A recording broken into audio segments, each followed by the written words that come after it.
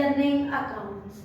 आज के इस वीडियो में हम चैप्टर रेक्टिफिकेशन ऑफ एरर को ही आगे बढ़ाएंगे, जो कि मैंने अपनी लास्ट वीडियो नंबर 74 में स्टार्ट किया था।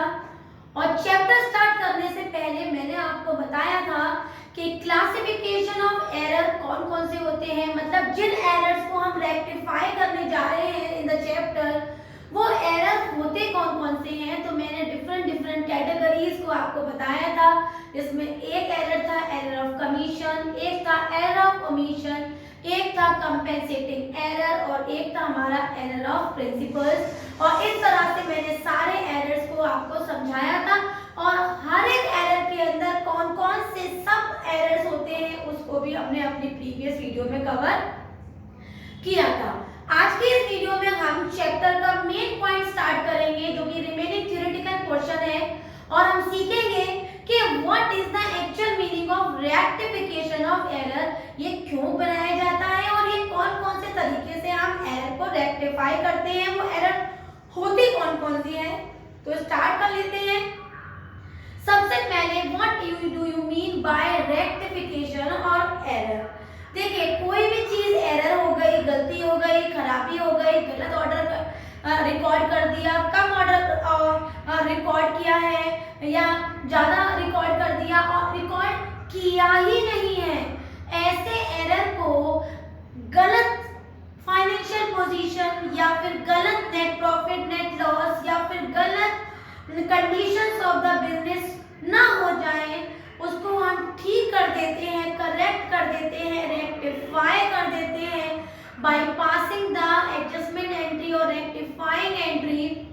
This is known as rectification of error. तो देख लेते हैं, the errors affecting the trial balance और नॉट विच इज रेक्टिफाइड, मतलब ठीक कर दी गई है या फिर करेक्ट कर दी गई है।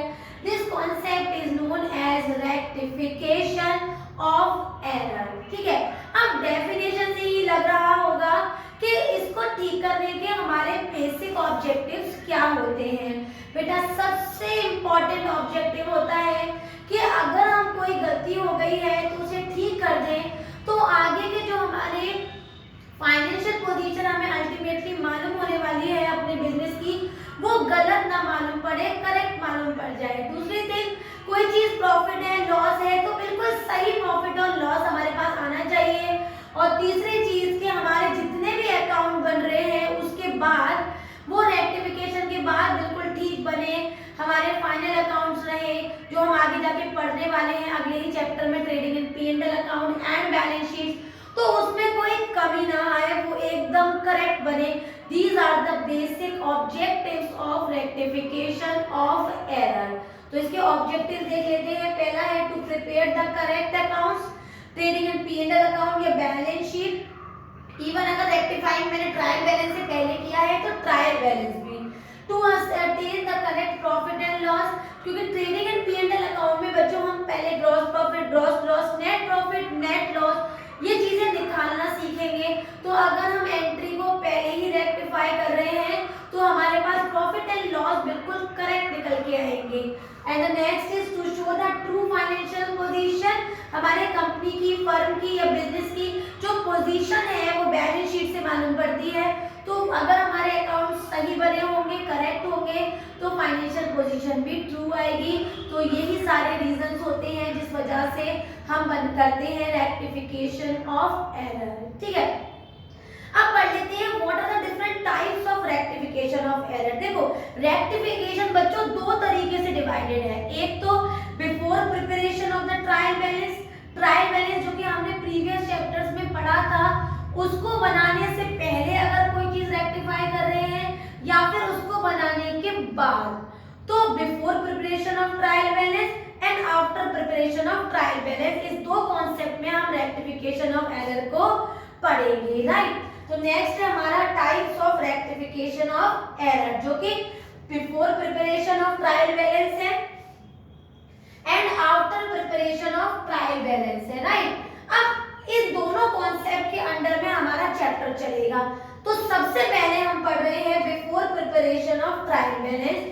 Before preparation of trial balance मतलब जनरल और लेजर बनाने के बाद, लेकिन ट्रायल में पोस्टिंग करने से पहले आपको पता होगा कि जनरल में हमने various general entry in the chronological order लिखा, फिर उनकी वैल्यूज को हमने सेपरेटली कैटेगराइज किया डिफरेंट अकाउंट्स में इन द लेजर पोस्टिंग, और फिर लेजर पोस्टिंग के बैलेंसेस उठाकर हम ले जाते हैं ट्रायल में, राइट।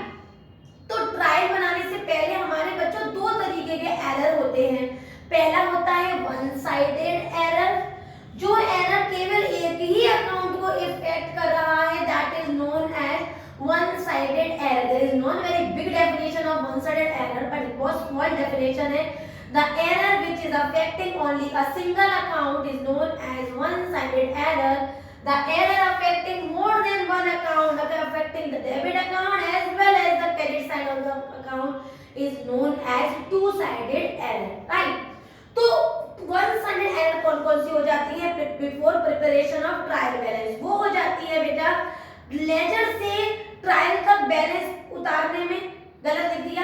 हमारे लेजर में पोस्टिंग हुई थी 100 की, हमने ट्रायल के अंदर लिखी 1000, तो ये होती है before preparation of trial balance. इसे कहते हैं एरर ऑफ कैरी फॉरवर्ड या एरर ऑफ पोस्टिंग या error of balancing, error of casting. आज कास्टिंग मतलब लिखना था 100, हमने लिख दिया 1000, रॉन्ग अमाउंट लिख दिया, राइट। कैरी फॉरवर्ड, एक जगह से दूसरी जगह पर कैरी करके वैल्यू ले गए और हमने गलत लिख दी।